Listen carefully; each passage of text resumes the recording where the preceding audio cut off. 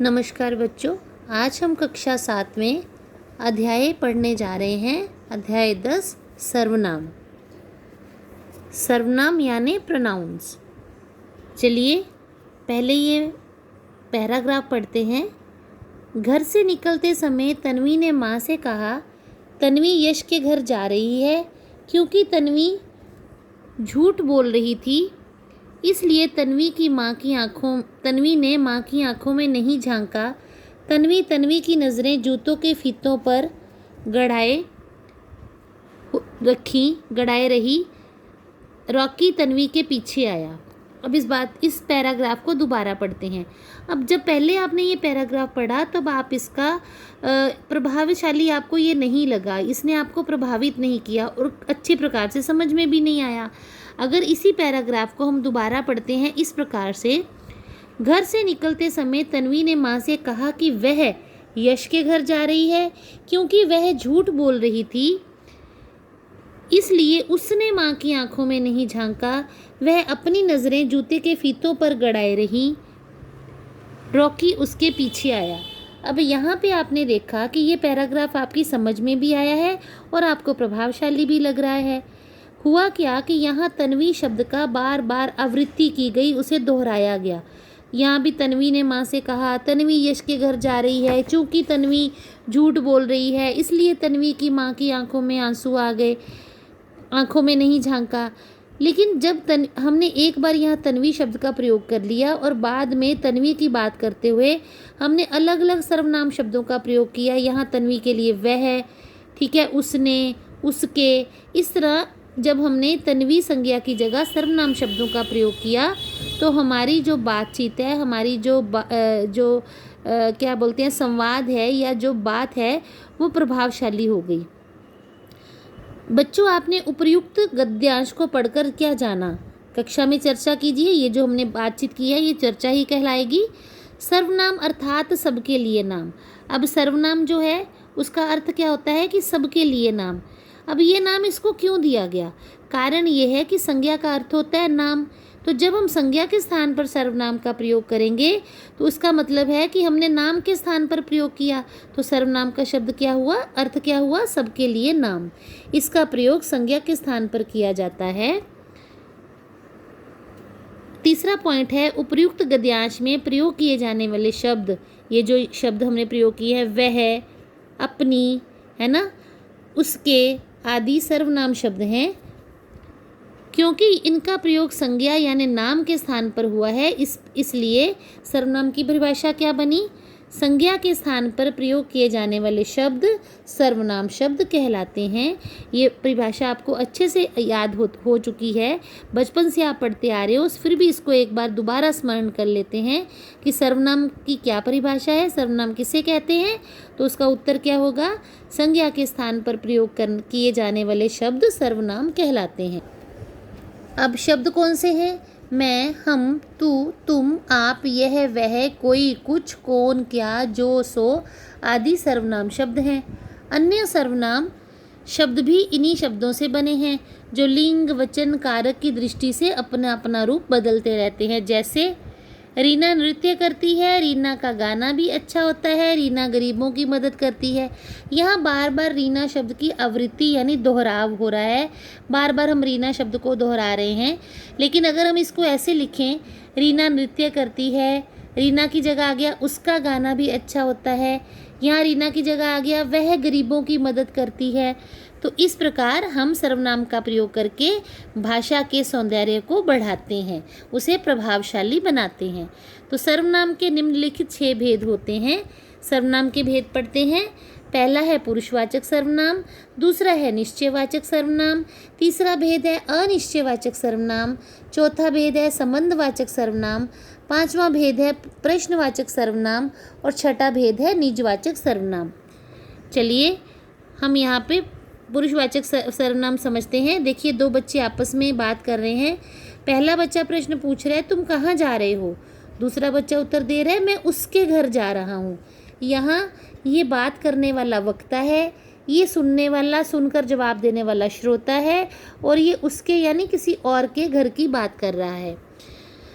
तुम, मैं, उसके, वह आदि सर्वनाम शब्द हैं जो बोलने वाले यानी वक्ता, सुनने वाले यानी श्रोता तथा किसी अन्य के लिए प्रयोग किए गए हैं। इस प्रकार बोलने वाले, सुनने वाले तथा जिसके विषय में बात होती है उनके लिए प्रयोग किए जाने वाले सर्वनाम पुरुषवाचक सर्वनाम कहलाते हैं। यहाँ पुरुष का अर्थ पुल्लिंग शब्दों से नहीं है, पुरुष का अर्थ है मानव, इंसान। तो पुरुषवाचक सर्वनाम के भी आगे 3 भेद होते हैं। 3 प्रकार का पुरुषवाचक सर्वनाम होता है। पहला है उत्तम पुरुष यानी मैं, एक वचन में, बहुवचन में हम, हमसे बना हमारा, मैं से बना मुझे, मेरा आदि।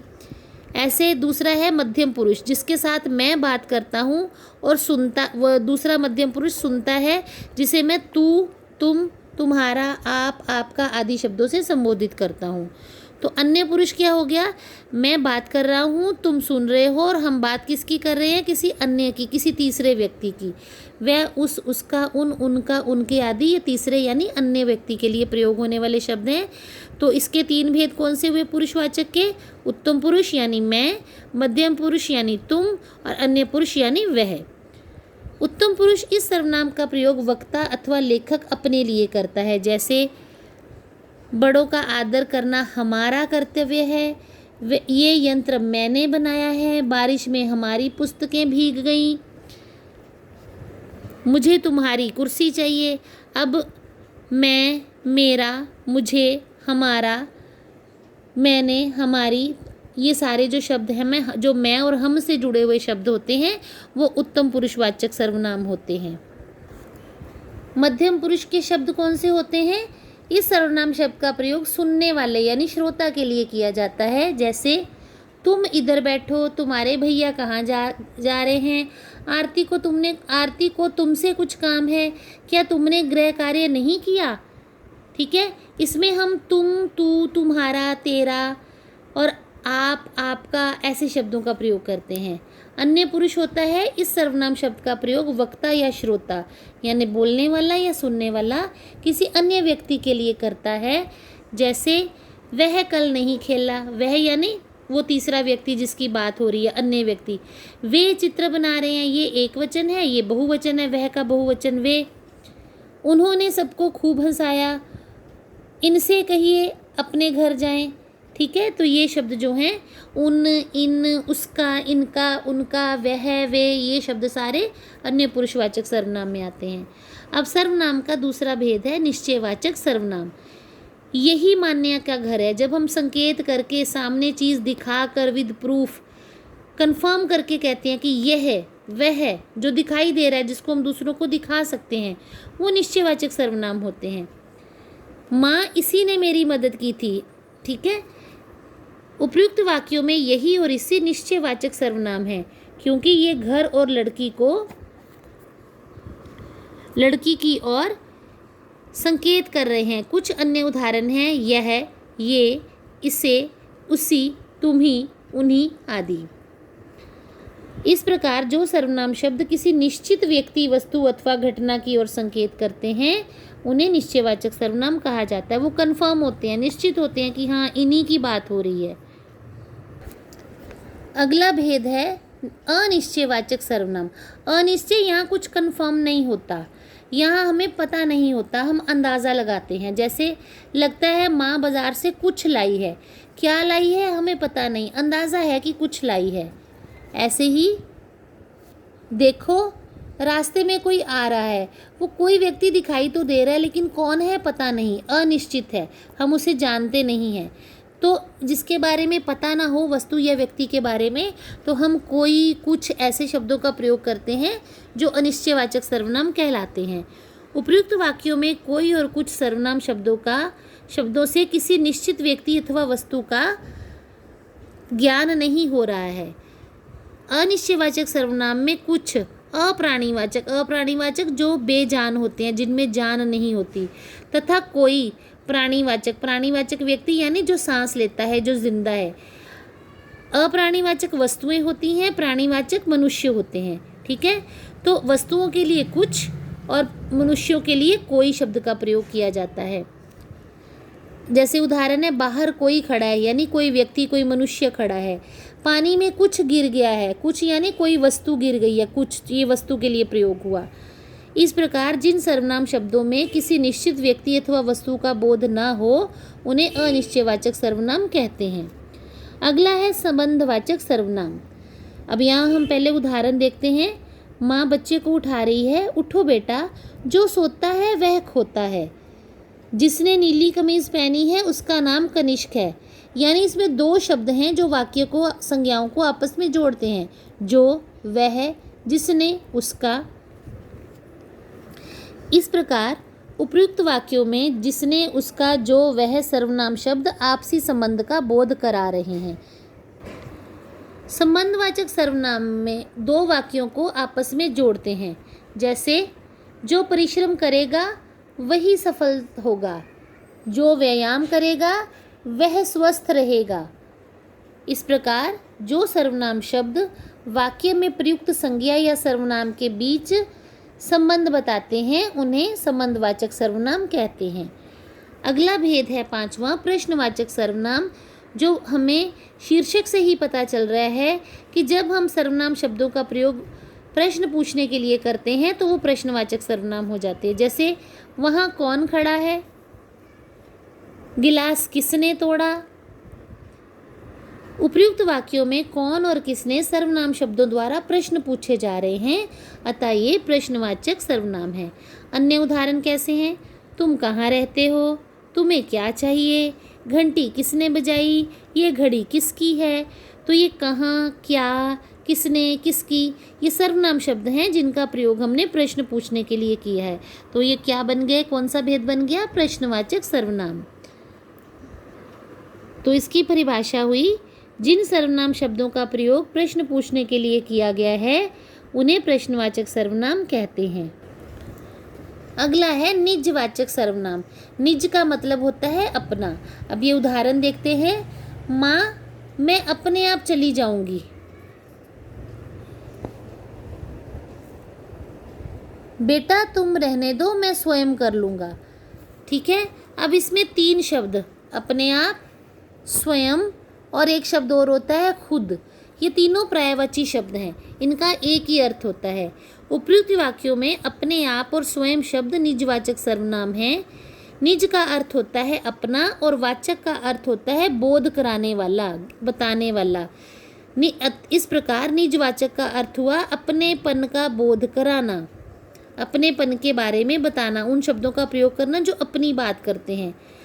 आप शब्द का प्रयोग पुरुषवाचक तथा निजवाचक दोनों में हो सकता है। इस लाइन को छोड़ दीजिए, आप यहाँ तक कीजिए कि निज का अर्थ होता है अपना, और अपने लिए जिन शब्दों का प्रयोग किया जाता है जैसे स्वयं, अपने आप, खुद, तब ये निजवाचक सर्वनाम कहलाते हैं।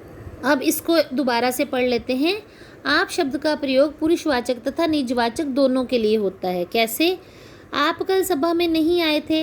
अब आप जो है मध्यम पुरुषवाचक है, तुम की जगह हमने आप शब्द प्रयोग करके बहुवचन में कहा है, तो ये आदर सूचक शब्द भी होता है। किसी एक व्यक्ति को भी आप कह के हम पुकारते हैं। जैसे पिताजी आप कब आए, तो आप शब्द पिताजी के लिए प्रयोग हो गया, लेकिन पिताजी तो एक है ना। हम अपने शिक्षक से बात करते हैं कि सर आपने हमें बुलाया, तो हम तुमने तो नहीं कहेंगे ना सर को, अपने अध्यापक को। तो आप शब्द जो है आदर सूचक शब्द भी होता है। अब आप हमारे मंत्री श्री रमन लाल जी हैं।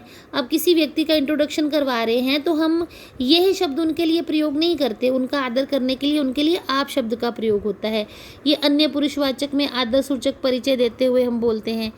ईश्वर भी उन्हीं का साथ देता है जो अपनी मदद आप करता है। यह आप शब्द जो है निजवाचक सर्वनाम में, जैसे आप शब्द हमने यहाँ प्रयोग किया हुआ है तो वहाँ निजवाचक सर्वनाम में प्रयोग किया जाने वाला है ना। इस प्रकार जिन सर्वनाम शब्दों का प्रयोग कर्ता के साथ अपनेपन का ज्ञान कराने के लिए किया जाए उन्हें निजवाचक सर्वनाम कहते हैं। तो हमने इस पाठ में क्या पढ़ा, इसको एक बार फिर से दोहरा लेते हैं। संज्ञा के स्थान पर जिन शब्दों का प्रयोग होता है उन्हें सर्वनाम कहते हैं। सर्वनाम के निम्नलिखित 6 भेद होते हैं। कौन कौन से, ये आपको याद रखने हैं। पुरुषवाचक सर्वनाम, निश्चयवाचक सर्वनाम, अनिश्चयवाचक सर्वनाम, संबंधवाचक सर्वनाम, प्रश्नवाचक तथा छठा निजवाचक सर्वनाम। पुरुषवाचक सर्वनाम 3 प्रकार के होते हैं। उत्तम पुरुष यानी मैं, मध्यम पुरुष यानी तुम तथा अन्य पुरुष यानी वह। आप सर्वनाम का प्रयोग निजवाचक तथा पुरुषवाचक दोनों सर्वनाम के रूपों में किया जाता है। हमने बताया कि आदर्शसूचक शब्दों में भी होता है। सर्वनाम की रूप रचना में संबोधन कारक नहीं होता है। आजकल तू शब्द का प्रयोग प्रचलन में नहीं है, क्योंकि ये शब्द शिष्टता का प्रतीक नहीं है। तू शब्द ऐसा होता है जब जैसे हम किसी को ना अनादर से बुला रहे हैं, उसका आदर नहीं कर रहे हैं, तो इसके स्थान पर हम तुम, तुमने, तुम्हारा आदि सर्वनाम शब्दों का प्रयोग करते हैं। तो ये अध्याय यहीं तक था। उम्मीद है आपको समझ आ गया होगा। अब हम इसका लिखित कार्य करेंगे। धन्यवाद।